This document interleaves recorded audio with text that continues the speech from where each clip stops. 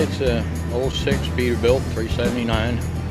It's set up with a 550 cat, 18 speed, and 411 rears. And today we're set up on 11 axles. Beam trailer. Moved this 777 cat dump truck. The weight of it is roughly 200,000 pounds gross. Up there, the way it sits is 16.7 height.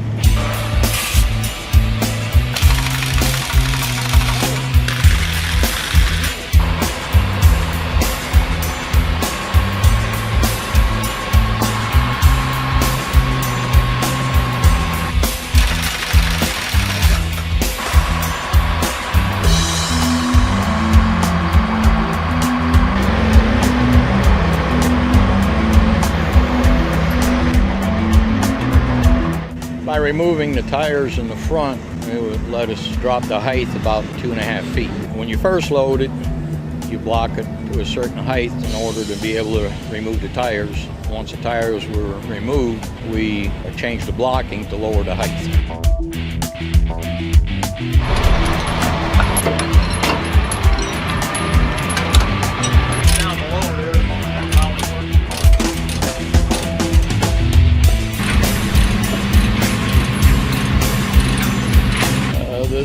This particular machine's tied down. It's got 10 points on it. They're all high tensile 1/2 inch chains.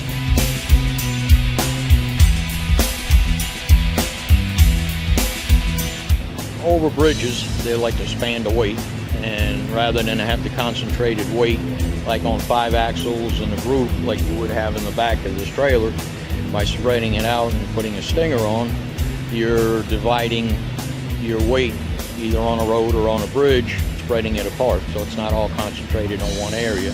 And that's the reason for the Jeep in the front also, is to spread where your weight is distributed on a bridge. The overall length is the same thing. You have a bridge beam that's say even 100 foot long. The longer you are, the less amount of weight that you have in the center of that beam. That's what gives us the opportunity to get a little bit more weight, is by spreading the weight around, axle-wise and lengthwise. The front pilot car in this case has got a height pole, which will go ahead and check all the wires and any instructions for overhead. And then the rear Escort will help around the corners, will stop traffic. And today's move will also have police escorts. They'll decide whether they want to stop traffic and let you roll through, or whether, it's a dangerous intersection and we'll have to wait for the lights.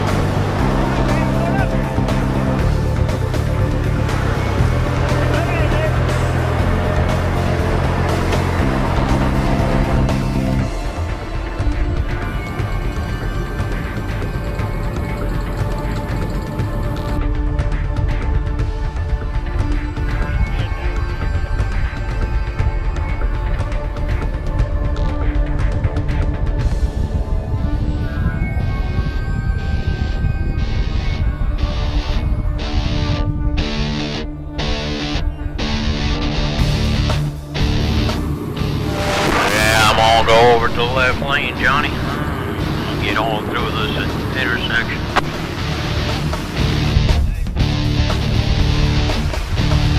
Right lane, Mike. Right 2 lanes. That's gonna be the low wire. Easy does it. Easy does it.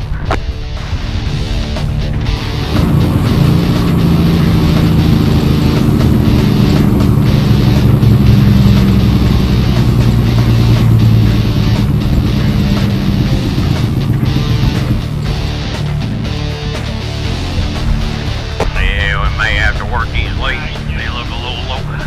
Yep, if you stay on this side here, buddy, you should be able to make it without a problem. Plenty of room, plenty of room.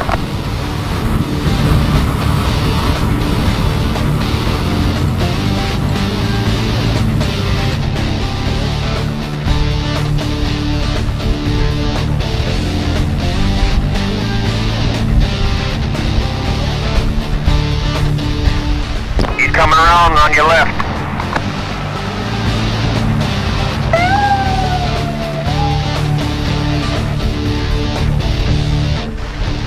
Yeah, let's get a little speed up there for that corner.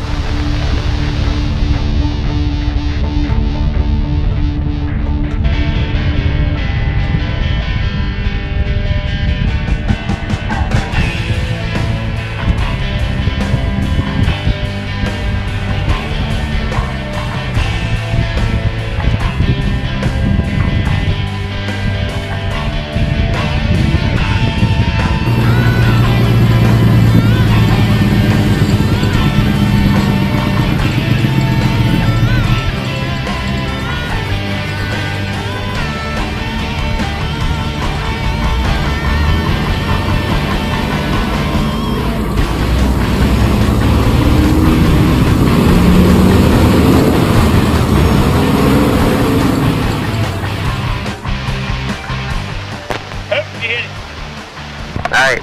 Stay to the right. Stay to the right, we hit that one.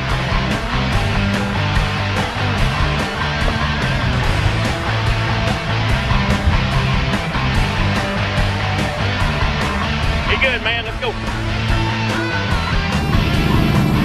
The bigger problem that you have is the lean of the road, the lean of the curve, or some of the roads have got high crowns in them.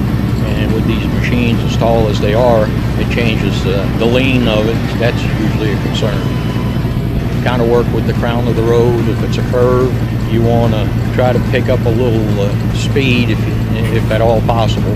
Pretty much like, you know, on the racetrack.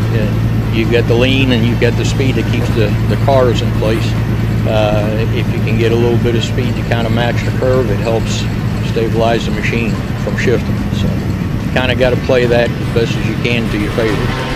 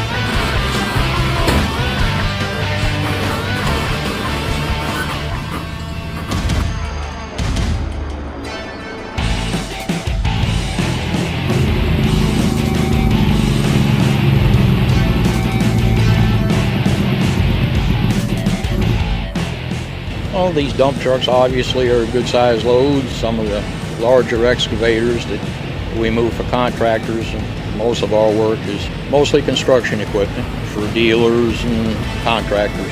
Some of the places that we have to take this equipment, trying to figure a way in and out of a lot of places is usually the hard part of it, and a lot of the planning goes, along with that.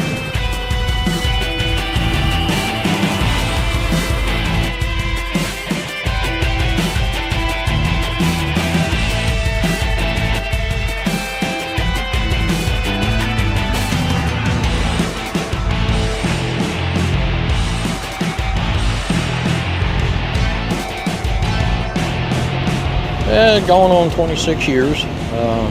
We started in the mid-'80s, but with the change in the laws, people were kind of leery about spending the kind of money that it takes to put something like this together, and especially if they only have 3 or 4 moves a year, because they only own 1 or 2 machines that require this kind of setup. We do pretty much all the Southeast. Most of our contractors mainly work Florida. Some of them will get a job here and there outside of state, which we help with. We go to the plants, we go to the ports, pick up machines that come in from overseas for the dealers. We've had contractors that have gone as far as Michigan and Texas, and they're one of our customers. We go wherever they need their equipment moved to.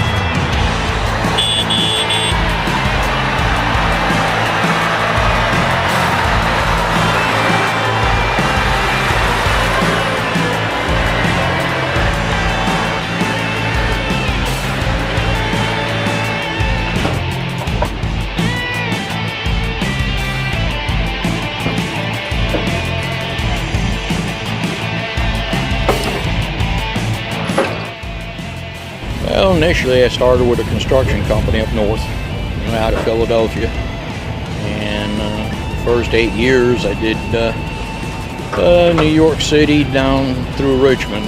When things slowed up in the 70s, I relocated to Florida and been moving out of Florida since.